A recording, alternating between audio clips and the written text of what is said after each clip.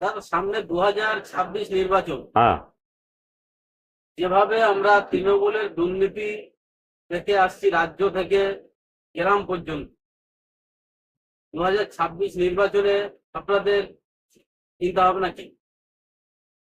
দেখুন, 2026 সালের নির্বাচনে আমরা ইতিপূর্বে ঘোষণা করে দিয়েছি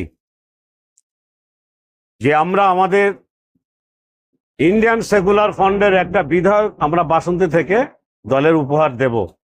সেটা আমাদের মুখের কথা নয়, কারণ আমরা খুব দৃঢ়তার সঙ্গে বলতে পারি, এখনই যদি বাসন্তী ব্লকের যে কোনো জায়গায় যে কোনো বুথে যদি খেলাচ্ছলে একটা নির্বাচন করা হয়, দেখবে সেখানে তৃণমূলের কোনো নাম্বার থাকবে না। কিভাবে এত দায়িত্ব নিয়ে বলতে পারছেন? মানুষের মতামত নিয়েই বলছি। মানুষ আমাদের সঙ্গে আছে, মানুষ আমাদের সঙ্গে আলোচনায় আছে। তৃণমূল তো প্রচুর উন্নয়ন করেছে তারা বলে, সেখানে আপনারা কিভাবে এই ধরনের কথা বলতে পারেন? উন্নয়ন করেছে, তবে দিদি লক্ষ্মীর ভাণ্ডার দিচ্ছে মায়েদের, কিন্তু সরস্বতী মায়ের কোল খালি করে দিচ্ছে। 22,000 প্রাইমারি স্কুল বন্ধ হয়েছে তারা পশ্চিমবাংলায়।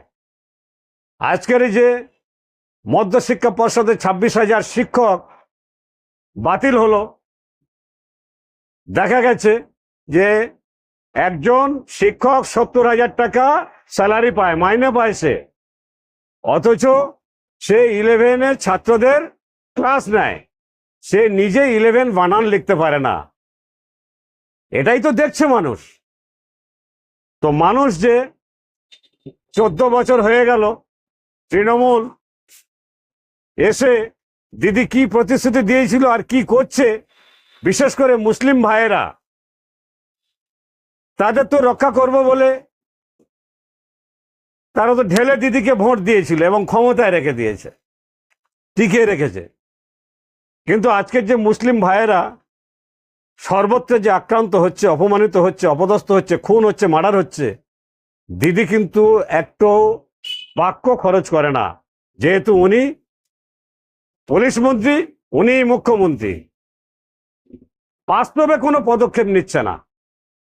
কারণ বিজেপির আঙুল হেলে নিতে উনি চলে, বিজেপির সিদ্ধান্তের বাইরে উনি যেতে পারবে না, তাই উনি কোনো রকমভাবে কিছু করতে পারবে না। সেই জন্যই আমরা জানি যে মানুষ আমাদের সঙ্গে আছে, মানুষের সঙ্গে আমরা আছি। আগামী দিনে 2026 সালে বাসন্তী থেকে 60 থেকে 70 হাজার ভোটে ইন্ডিয়ান সেকুলার ফ্রন্টের বিধায়ক জয়ী হবে।